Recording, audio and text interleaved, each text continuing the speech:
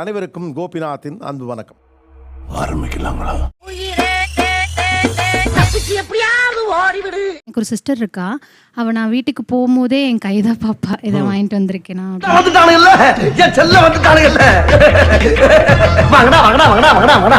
ஒரு சில டைம்ல நம்மளால அது முடியாது, வாங்கிட்டு போக முடியாது.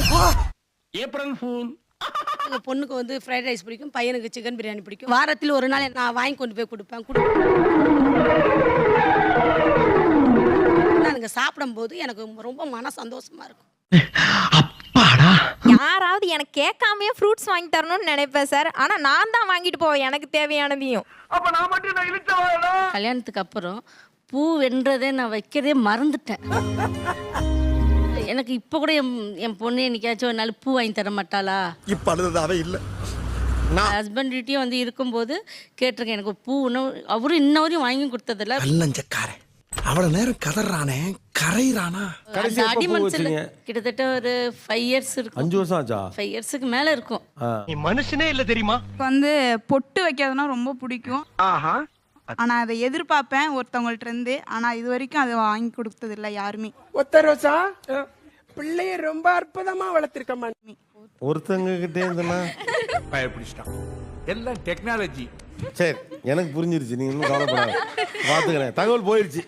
சாம்பார் அப்ப எனக்கு எங்க அப்பா நானே வாங்கிட்டா கூட ஏன் வாங்கினேன் அப்படின்னா அவங்க காசும் தர மாட்டாங்க, 10 பைசா தான் போட்டான் பிச்சைக்காரப்ப. எங்க அம்மா எனக்கு இல்ல, அப்பா தான். அம்மா செய்ய வேண்டியதை எங்க அக்கா மாமா செய்வாங்க. உங்கள மாதிரி மனுஷன்லாம் இருக்கனாலதான் கொஞ்சமாச்சும் மழை பெய்யுது. அவங்கள கூட ஏன் அந்த மாதிரி பொம்பளை பிள்ளைங்கன்னா இதுதான் இருக்கணும், நான் ஆசைப்பட்டதே எனக்கு வாங்கி தர மாட்டாங்க. காட்டு மிராண்டி புடிச்சு ஜெயில போடுங்க சரவண. நீங்க எந்த மாதிரி ஒரு சின்ன பொருள் வாங்குற கூட ஏன் வாங்குறேன்னு கேக்குறாங்க. கவரிங் கம்மல் இருக்குல்ல, அதெல்லாம் வாங்கினா இதெல்லாம் வாங்கி நீ தூக்கி தானே கடைச போற. நல்லா இருக்க மாட்டானா? நீ டிக்டாக் பண்ற நல்லா இருக்க மாட்டானா தம்பி?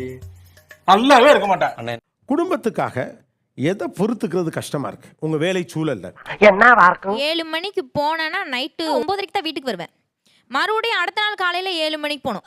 மறுபடியும் முதல்ல இருந்தா ஒரு உடம்பு சரியில்லைனா கூட அந்த நாள் நான் டேப்லெட் போட்டுட்டு வேலைக்கு போயிடுவேன், ரெஸ்ட் எடுக்க மாட்டேன். முடியல.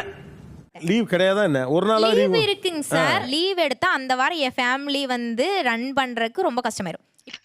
என்ன மனுஷன் ஹாலிடே விடுற மாதிரி விட்டு அதுக்கு வந்தேன்னா உனக்கு நான் காசு தருவேன்னு சொல்ற மாடல் இருக்குல்ல, அது ரொம்ப கயமைத்தனமானது. இதுதான் திராவிட மாடல் ஆட்சி. இந்த பொண்ணு இந்த கஷ்டத்தை பொறுத்துக்கணுமா? அவங்க வேலைக்கு போனால் தான் ரன் பண்ண முடியும். அவங்க போகும்போது ரொம்ப கஷ்டமாக தான் இருக்குது.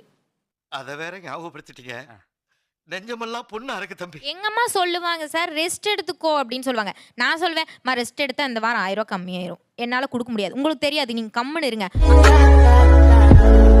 அப்புறம் வந்து அவங்க வந்து நம்ம வீட்டு முன்னாடி கேட்கல, நமக்கு தானே அம்மாவை தான் கேட்பாங்க. எனக்கு ரொம்ப இன்சல்ட்டா இருக்குங்க சார். நாம் யாருக்கு என்ன தீங்கு செய்தோம்? நமக்கு மட்டும் ஏன் இப்படி எல்லாம் நடக்கிறது? It's all fact. நம்ம கையில எதுவும் லோன் வாங்கியிருக்கேன், கட்டலைன்னா வட்டி போட்டுருவாங்க. அதை நான் சேர்த்து கட்டணும். அதையும் கட்டலைன்னா வட்டிக்கு வட்டி போடுவாங்க. ஐயோ, இங்க படுத்துற நிமிஷம்னால தாங்க முடியலையே. என்ன லோன் வாங்கிருக்கீங்க? வீட்டுக்காவது லோன் வாங்கிருக்கீங்க? இல்லைங்க சார், அண்ணா கல்யாணத்துக்காக வாங்கியிருந்தோம். ஆனா இது புதுசா இருக்குனே, புதுசா இருக்கு. அண்ணன் கல்யாணத்துக்காக நீங்க கடன் வாங்கிருக்கீங்க? ஆமாங்க சார். அண்ணன் கல்யாணம்னா அவர் அடைக்கலையா அத? அவன் வந்து இல்லைங்க சார். நீ எல்லாம் பிறந்ததே ஒரு சாபக்கேடு. முடிஞ்சா இன்னைக்கே போய் செத்துரு. மறக்காம சர்ப்ரைஸ் பண்ணுங்க. Thank you.